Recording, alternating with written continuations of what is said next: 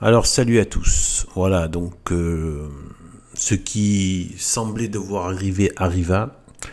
Je savais pas s'il irait donner faire cette erreur de débattre avec ce perfide Lavana, agent du Vatican, moderniste, dont la tâche avec Arnaud Dulouche et les autres consiste à eh bien, faire passer la saloperie Vatican II, l'apostasie, pour la continuité de la vraie Église. Voilà, c'est ça leur tâche. Et pour ça, ils vont utiliser toutes les méthodes de la perfidie, du démon, c'est-à-dire le mensonge.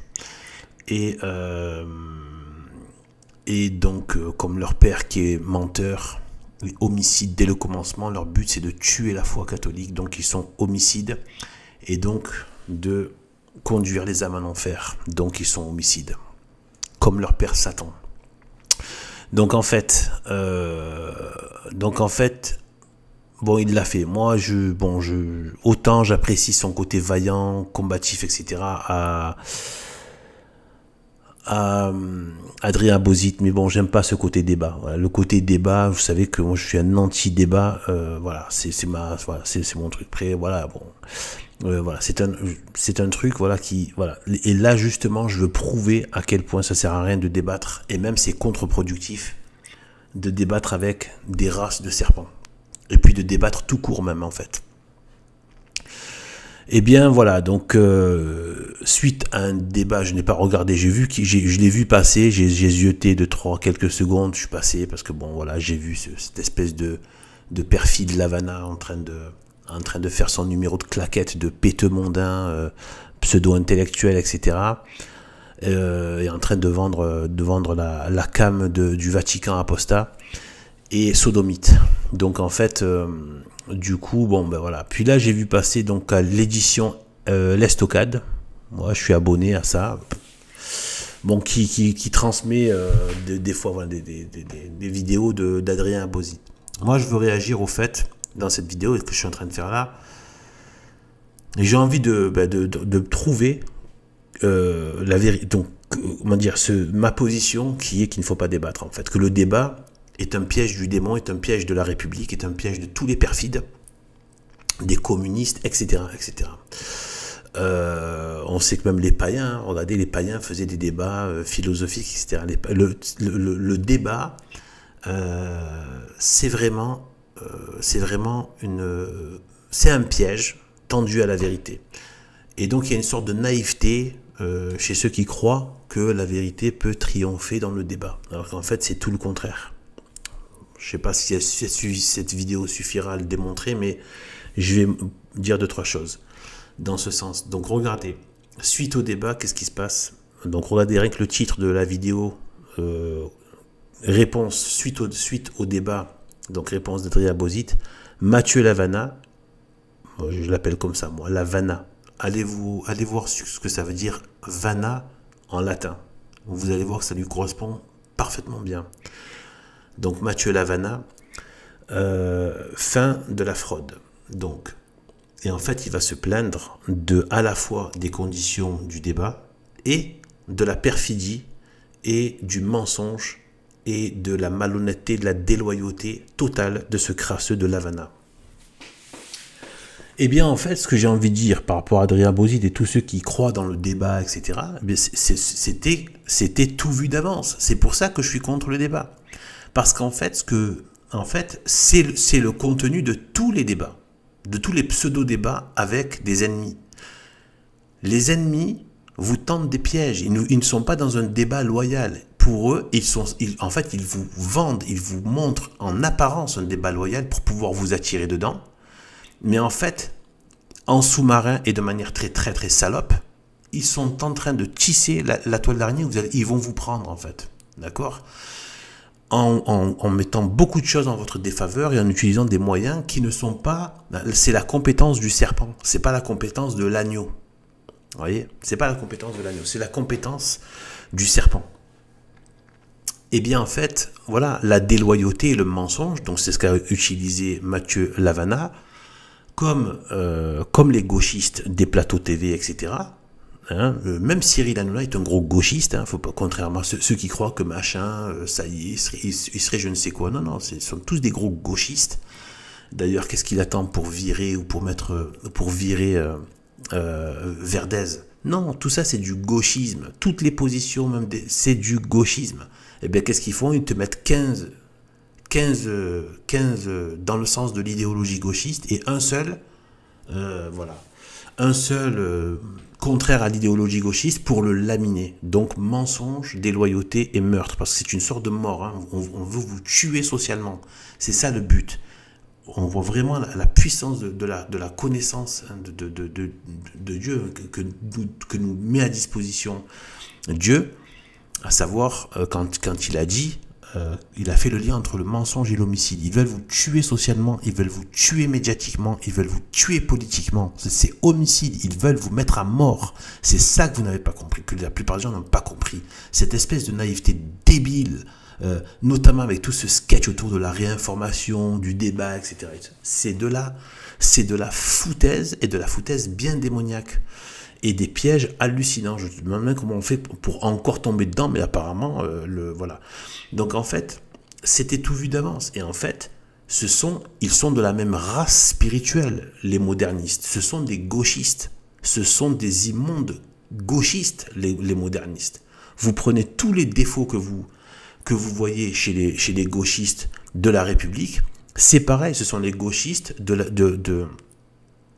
du Vatican maçonnique, c'est pareil. Les modernistes sont les gauchistes du Vatican républicain.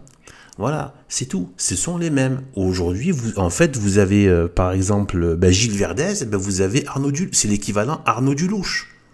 Voilà. Vous avez comment il s'appelle, cette tête, je peux pas la supporter, je la supporte pas, ce Juan Branco, là. Cette espèce d'Alex Kidd ou de, je sais pas quoi, de Mario Bros, là. Nulard, mais qui a tout le bagou du petit bourge, voilà, pseudo-rebelle, etc. Et donc un gros serpent, lui. Et donc en fait, Juan Branco, c'est le Mathieu Lavana. C'est pareil, en fait, ce sont les gauchistes du Vatican, en fait. Donc la façon de traiter avec eux, c'est comme c'est l'efficacité qu'on a avec les gauchistes de la République, c'est exactement la même chose qu'on doit avoir avec les gauchistes du Vatican. C'est pareil, ce sont les mêmes, déloyaux, bâtards, inversion accusatoire. Voilà, ce sont eux qui sont dans le schisme de la vérité, mais ils vous font passer à vous pour des schismatiques, etc., etc. Ils jouent de la soi-disant charité pour le prochain, pour en fait enfler et détruire tout dans la société, etc., etc. Et ce sont des menteurs, ce sont des bas QI en général, mais ils ont beaucoup de vices. Tu peux être de très bas QI et en même temps très vicelard, en fait. Donc en fait, voilà. Et bien en fait, voilà. Donc en fait, voilà. Donc là en fait, voilà. Regardez. Je vais laisser un peu parler voilà voilà, donc je vais laisser parler. Donc vous allez voir ce qu'il dit. Donc voilà, Adrien Abozit. Je souligne par ailleurs que ce débat s'est fait dans des conditions incroyablement déloyales. Je passe rapidement sur le fait que la personne censée arbitrer le débat est intervenue dans le débat en faveur de Lavagna à différentes reprises, et que ce n'a pu que marquer l'esprit de l'internaute. Déjà, rien que là, ça commence déjà, c'est exactement ce que vous voyez sur tous les plateaux TV avec les gauchistes qui tentent des pièges et qui ont systématiquement en fait un gauchiste qui est censé être le soi-disant animateur arbitre et qui en fait est un agent, est un militant au service des autres gauchistes du plateau et qui va évidemment absolument et qui va même utiliser son autorité pour laminer et pour aider les invités dans la combine de laminer l'adversaire. Donc vous voyez, c'est encore pareil. Donc vous voyez pourquoi je dis que ça sert à rien d'aller. C'est même pas que ça sert à rien. Si au moins ça servait à rien, ça sert même parfois et souvent à décrédibiliser la vérité. Parce que c'est ce qu'ils veulent. Ils veulent décrédibiliser la vérité en Et comme ils ne peuvent pas le faire avec la vérité, ils le font avec tous les moyens de la perfidie et du démon. Non. J'attire principalement votre attention sur autre chose, c'est que pendant tout le débat, Mathieu Lavagna a systématiquement mis son argumentation à l'écran via des PowerPoint. Donc c'est-à-dire que pendant tout le débat, l'argumentation de Lavagna apparaît à l'internaute et jamais la mienne une seule seconde n'apparaît. Jamais une seule. Donc en termes d'impression finale, vous vous rendez compte qu'il y a un précipice. Ça a été un contexte purement déloyal. Mais, chers amis... Donc vous voyez, on a encore, donc même au niveau du visuel, tout est fait pour être un petit salopard en fait. Mais attention, ces cafards ont le mot charité qui leur dégouline de la gueule en fait. Vous inquiétez pas, c'est pas dans leur cœur, hein, mais c'est de la bave en fait. C'est de la bave verte, mais ils lui ont mis un petit peu de... Et en fait, ils y ont mis un peu de sirop de fraise pour faire croire que c'est de la barbe à papa. Mais en fait, c'est de la bave de démon en fait. Donc voilà, donc vous voyez, encore un coup de chien. Un sale coup de chien. Voilà. Favorisez-le en mettant les textes à l'écran, etc. pour bluffer l'auditoire, etc. et décrédibiliser l'autre. Voilà les moyens perfides, du très perfide et salopio de Lavagna. C'est la providence qui a permis tout cela. Car ce faisant, Mathieu Lavagna a signé sa faillite et il va ruiner sa crédibilité pour un bon petit moment. Peut-être pas aux yeux des modernistes, ça c'est vrai, mais en tout cas aux yeux des personnes qui recherchent la vérité. Alors, le fil rouge. Donc, là, ce qu'il vient de dire, c'est une espérance pieuse, mais je pense, voilà, je peux pas. Il faut vraiment savoir que ces cafards, en fait, ils ont un caractère du démon. C'est-à-dire qu'ils ne retournent pas en arrière. C'est comme le serpent. Je crois que c'est le seul animal qui ne se déplace pas en arrière, quoi.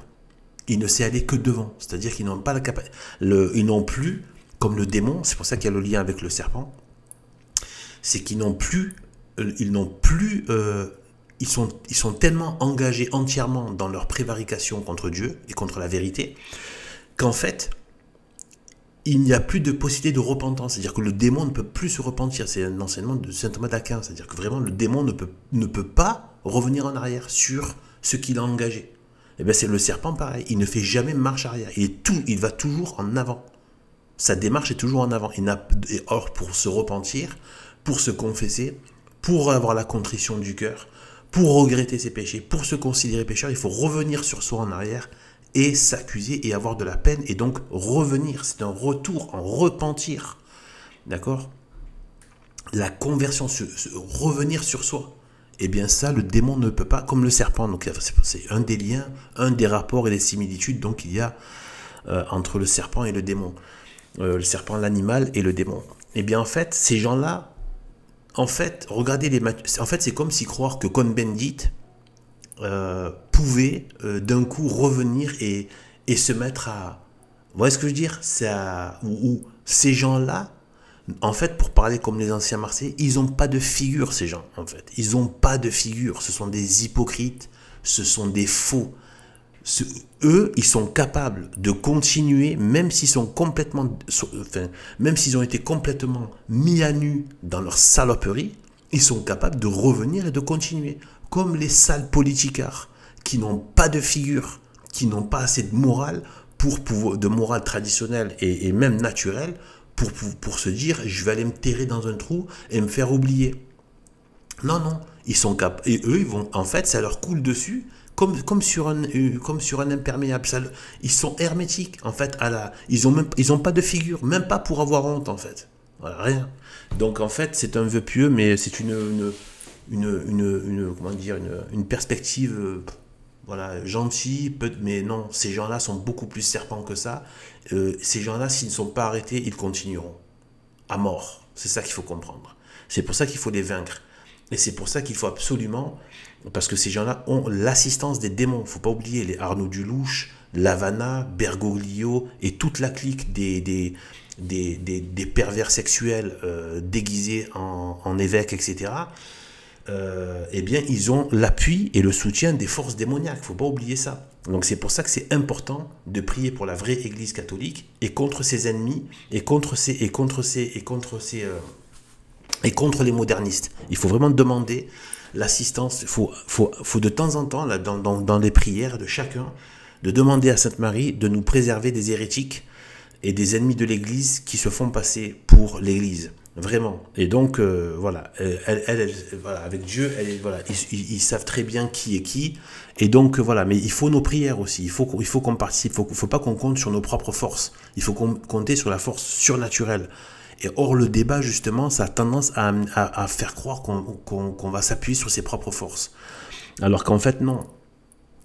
Il faut les vaincre avec l'appui l'appui de l'Église, l'appui de Dieu, l'appui de la Vierge Marie. Voilà, et voilà. Donc, c'est comme ça. Dieu veut qu'on participe. Voilà, il déclenche beaucoup plus facilement sa providence quand il y a des prières, quand il y a des gens qui font pénitence, qui se retournent vers Dieu, qui veulent Dieu, etc., que si on compte que sur nos propres forces. Voilà. Parce que c'est une forme d'orgueil, en fait. Voilà, donc en fait, il faut vraiment aussi prier pour qu'ils soient défaits, tous ces cafards, en fait. Pour qu'ils soient défaits avec les forces surnaturelles de lumière. D'accord ? De ce débat, et que Matthieu Lavagna ne comprend pas un grand nombre de textes qu'il cite. Pourquoi ? Parce qu'il ne donne pas aux mots leur sens. On avait déjà relevé ça, chers amis.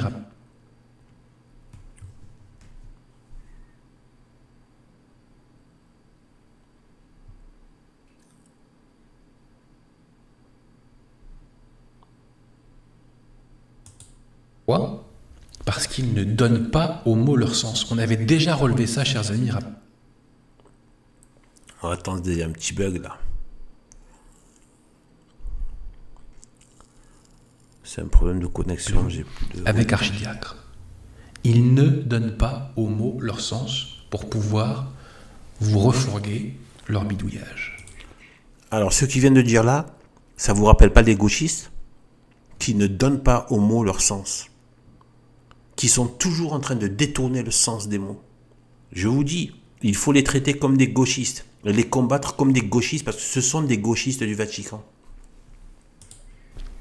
Matthieu Lavagna fait des contresens sur des questions fondamentales, et le débat est parasité par des assertions totalement fausses, chose que l'internaute de base ne peut pas savoir. Donc là, il y a deux choses intéressantes. Un, voilà, des choses totalement fausses. Exactement comme les gauchistes, ils vous sortent des choses complètement fausses avec le culot du démon, d'accord, le culot du diable. Par exemple, qui a osé dire à Ève que non, vous ne mourrez pas, alors que Dieu a dit vous mourrez. Donc il a le culot de dire que ce qu'a dit Dieu, ce n'est pas vrai. Vous voyez ce que je veux dire? Donc c'est le culot du démon. Alors que c'est lui qui dit le faux, et pourtant il le dit avec le culot et l'aplomb du diable. D'accord? Donc en fait, ça. Et ensuite, il dit, il parle des internautes qui sont du coup, qui sont bluffés par ça. Et c'est leur but. Eux, leur but, c'est pas. Ils savent très bien que ils jouent justement quelque part de l'ignorance du public. Et du coup, ça donne quoi? Ça donne qu'en fait, c'est un peu comme les arènes, comme les arènes romaines, si vous voulez. Vous avez un peuple, une population qui est là, qui n'est pas avertie, qui n'a pas les références dans le domaine qu'on traite. Et du coup, elle va juger sur des apparences, sur ce qu'on leur donne, sur ce qu'on leur donne à regarder sur le moment. Elles n'ont aucun recul, que ce soit de connaissance, de logique, de connaissance des rapports comme ça qu'il peut y avoir dans les dans des disputes intellectuelles, etc. Et notamment des références. Du coup, il suffit que tu brodes et que tu fasses un emballage, et la population est là en train de dire ah, ça a l'air super vrai tout ça. Ouais. Voilà. Tu dis que tu as un titre d'un diplôme, personne ne va vérifier, tout le monde ça. Tu dis que tu es quelque chose de machin, et c'est tout. Et après, donc pour te donner une crédibilité sociale, et ensuite, tu déblatères ta crasse en disant tout plein de mensonges, tout en ayant ce côté de péteux mondain qui va broder et qui va, même pas broder, qui va emballer ces mensonges d'un apparat, d'un emballage de pseudo-crédibilité. Alors qu'en fait, c'est que du bluff, c'est du bluff. Dès que c'est ballon de baudruche, voilà, dès que ça éclate, c'est rien. En fait, dedans, il n'y avait que du vent. Mais voilà, n'empêche que les gens disent waouh, c'est gros tout ça. Wow. Mais en fait, c'est comme ballon de baudruche. En fait, il n'y a rien dedans.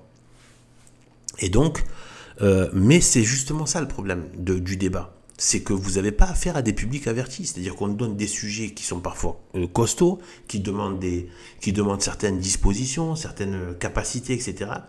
Et la plèbe qui n'est complètement pas formée à ces sujets se met à devenir le juge. Et à ce jeu-là, les perfides ont l'avantage. Parce que eux, ils utilisent la stupidité. Pour eux, c'est pas un problème, la stupidité. Ils l'utilisent, eux, dans leur stratagème, et ils utilisent la bêtise de la population, ou son ignorance. Donc, je vais sauter à un autre passage. Marquant, j'ai regardé que ces deux passages d'ailleurs. Même celle-là, je ne l'ai pas regardée en entier, je regarde que quelques minutes. Donc, à 20 minutes 55. Et donc, il fait dire au théologien en question que le magistère ordinaire n'est pas infaillible. Bon. Alors, après le débat.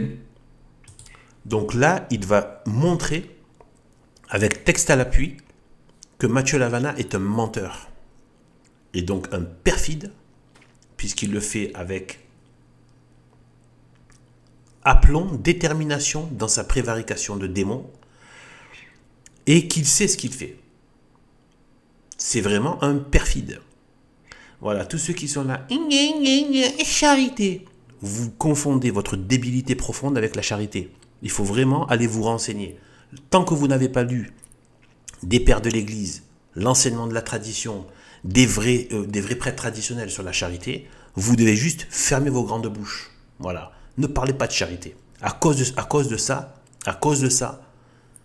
Bergoglio aussi passe son temps à parler de charité. Bergoglio aussi. Et pourtant, ce sont les mêmes les gauchistes, pareil. Tout ça pour vous crever, en fait, en réalité. Donc, s'il suffit de déblatérer sur la charité, voilà, pour se faire passer pour donner une odeur de sainteté à sa saloperie, non, c'est même coupable que de laisser la charité être utilisée dans un sens aussi perfide. Donc regardez, il va montrer clair et net. Et d'ailleurs, regardez, pourquoi il peut faire ça? Parce qu'il n'est plus dans le débat là, Adrien Abouzid. Là, il contrôle le système de diffusion, il a les textes, il contrôle qu'est-ce qui est diffusé, et là, il va pouvoir démolir, écraser, aplatir à jamais cette langue de serpent, cette langue bifide, double de Lavana, comme les autres. Ce n'est qu'un des perfides du Vatican parmi d'autres. Et donc, enfin, à jamais. Oui, à jamais. Pour les gens vrais. Mais après, voilà, eux, ça les empêchera pas de retenter, évidemment. Parce que, comme je disais, ils sont de la race du démon. Sauf conversion, ils sont de la race du démon.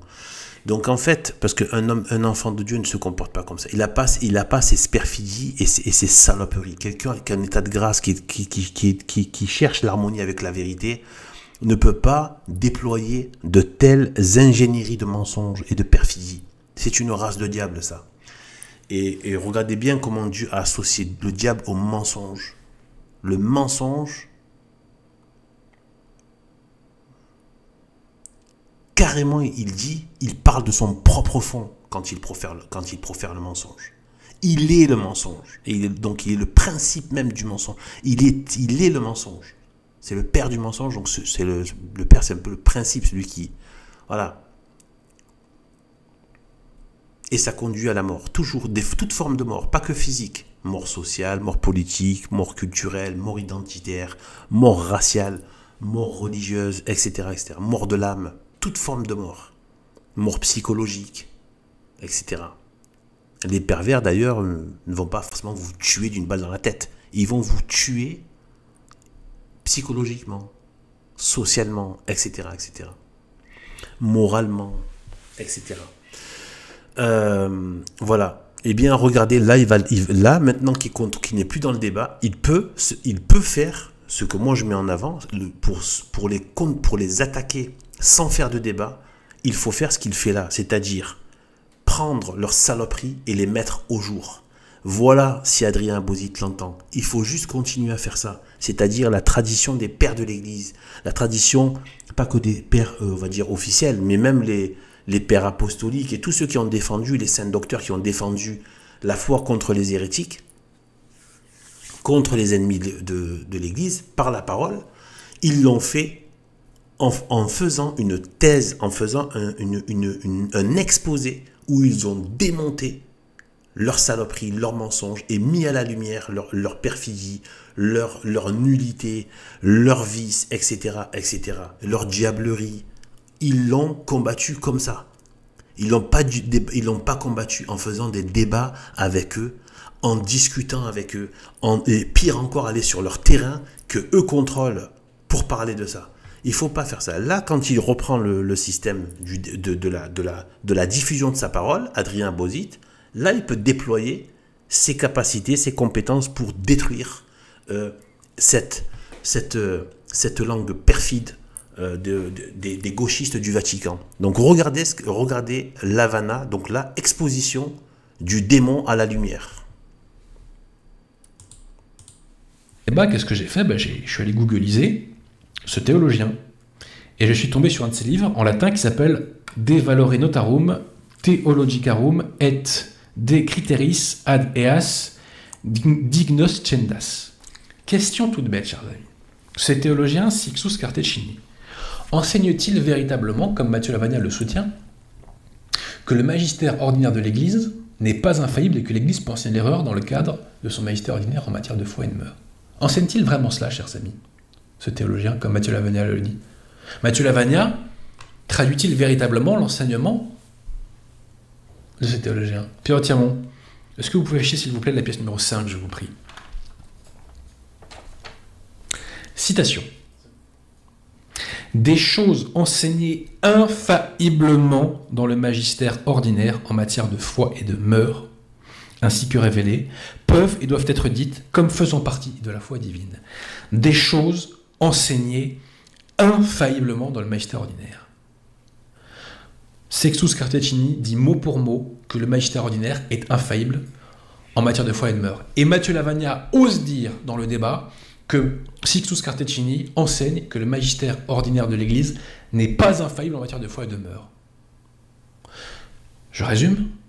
Matthieu Lavagna revendique contre moi l'autorité d'un théologien qui est censé m'écraser. En réalité, ce théologien me donne raison. Il donne tort à Matthieu Lavagna.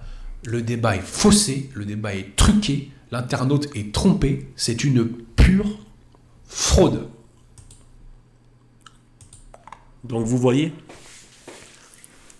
tout ce que je dis se confirme au niveau du débat. Voilà à qui vous avez affaire. Voilà ces gens qui vous disent « Viens débattre, tu verras si tu as la vérité ». Non, eux, ils ont la déloyauté. Voilà, en fait, ce sont des méthodes de racaille. Les racailles, ce ne sont pas des gens qui vont agresser des gens avec la loyauté à armes égales, à nombre égal, etc. C'est tout le contraire. Ils tirent leur force de la déloyauté. Ils tirent leur efficacité de leur saloperie, de leur traîtrise, de leur mesquinerie et de leur saloperie, en fait, de leur vice, de leur malice et vraiment de leur perversité et de leur traîtrise. Ils tirent leur efficacité de ça. Et donc, c'est une preuve. Mais là, il a la preuve que, justement, ce qui est plus efficace, c'est quoi? C'est de débattre avec ce cafard ou simplement de faire ce qu'il est en train de faire là. C'est-à-dire d'exposer. Et c'est ça qu'ils craignent. C'est ça qu'ils craignent, les Arnaud Dulouche, les Lavana, les Bergoglio et tous les autres. Tous les gauchistes, ce qu'ils craignent, c'est quand tu fais un monologue à charge où tu les dézingues, où tu mets en lumière ce qu'ils sont. C'est ça l'arme du chrétien, du catholique traditionnel, le véritable. C'est ça l'arme de la vérité. Voilà, c'est pas le débat. Je vais encore en mettre une couche par rapport au débat. Le débat est justement le terrain du démon. Vous ne pouvez pas gagner. La vérité ne peut pas gagner dans le débat. Et d'ailleurs, les gens qui vous amènent dans ces débats n'acceptent jamais de débattre selon vos conditions. Ils veulent toujours que ce soit ceux qui sont dans la vérité qui viennent débattre sous leurs conditions, avec leurs animateurs, leur façon de procéder, les sujets qu'ils choisissent, etc., etc., etc. Le sens des mots, le sens de ceci, etc. Pour que, voilà, vous verrez jamais des gauchistes débattre de façon loyale avec des gens de la vraie droite traditionnelle. Jamais de la vie. De toute façon, ils ressembleraient aux cafards qu'ils sont, pour ne pas dire des petites merdes qu'ils sont. Tous ces gauchistes, ils ressembleraient, ils prendraient l'apparence qui est vraiment la leur, c'est-à-dire des petites merdes. Et donc en fait, voilà ce qui se passerait s'ils étaient dans un débat vraiment loyal, avec vraiment une vraie neutralité, le vrai sens des mots, avec vraiment des moyens de vérité. Ils ne l'entendent pas de cette oreille. Ce qu'ils veulent, c'est vous laminer, c'est de vous tuer. En fait, c'est une mise à mort qu'ils font. Voilà ce qui se passe dans le débat. Voilà ce qu'il a fait à Bozid. C'est pour ça, en fait, il a attendu. C'est pour ça que ça fait des mois qu'il était question de ça, etc. Et en fait, c'est la mise à mort publique et sociale. Eux, ce qu'ils veulent, c'est vous tuer socialement. C'est ça qu'ils veulent. Vous éliminer. C'est meurtrier qu'il y a derrière. Vous n'avez pas affaire à des gens qui débattent sainement ou qui veulent discuter sainement de choses pour vraiment, quitte à remettre en question complètement leur position pour pouvoir avancer dans la vérité. Ça c'est l'idéal.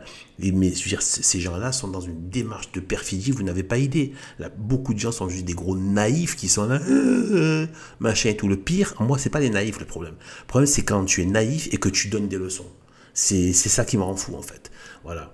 J'aime même la naïveté, j'aime la candeur, je l'apprécie vraiment, j'aime beaucoup, comme on le trouve chez les enfants, etc., même chez les animaux, etc. Mais par contre, je n'aime pas je déteste quand des gros naïfs, limite de gros demeurés dans leur naïveté, mais qui prétendent faire donner des leçons de stratégie, vous voyez. D'ailleurs, c'est quoi leur stratégie? Il faut prier.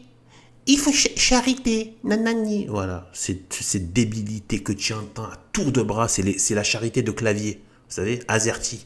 C'est la charité Azerty. Ça sort pas du bout des doigts. D'ailleurs, symboliquement, avec le dicton du bout des doigts. Hein, ça veut dire vraiment de loin. C'est pas avec ton cœur. C'est vraiment du bout des doigts. Tu le touches du bout des doigts, tu vois. Ton prochain, tu vois. C'est du bout des doigts.